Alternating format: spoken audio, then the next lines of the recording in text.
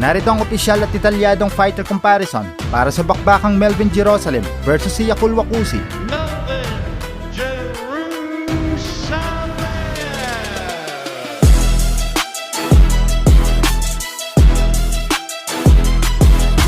25 panalo para kay Jerusalem, 9 na panalo para kay Kusi. Parehong may 3 talo ang dalawang boksingero at isang tabla na laban para sa dayuhang boksingero. 12 knockouts para sa pambato natin at 4 na knockouts lamang para sa challenger.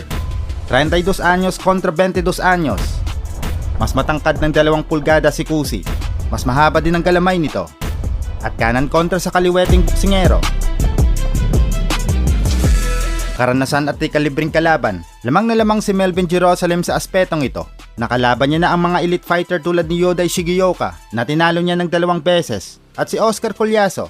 Habang si Kusi naman ay may mas kaunting laban, ngunit pinatunayan ng tibay ng talunin niya ang Pinoy na si Samuel Salva. Tama ba itong ginawa ng referee mga bay? Ito, sa kakatapos lang ng laban ng ating dating kasama.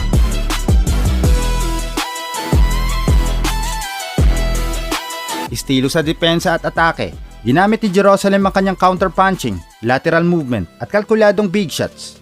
Si Kusi naman ay agresibo, sumusugod ng diretso at gumagamit ng kakaibang anggulo dahil sa pagiging southpaw. Sa lakas at stamina, bagamat mas mababa ang KO percentage ni Kusi, ipinakita niya ang matinding tibay at stamina na makipagsabayan hanggang sa huling tunog ng kampana.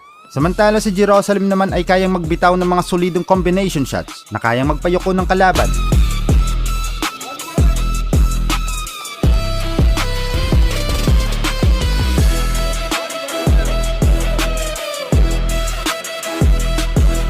Ito na ang rematch ng kanilang bakbakan. Matatandaan na tinalo ni Melvin Jerusalem si Kusi sa kanilang unang tapatan sa 3-Line Manila 2 sa Smart Araneta Coliseum.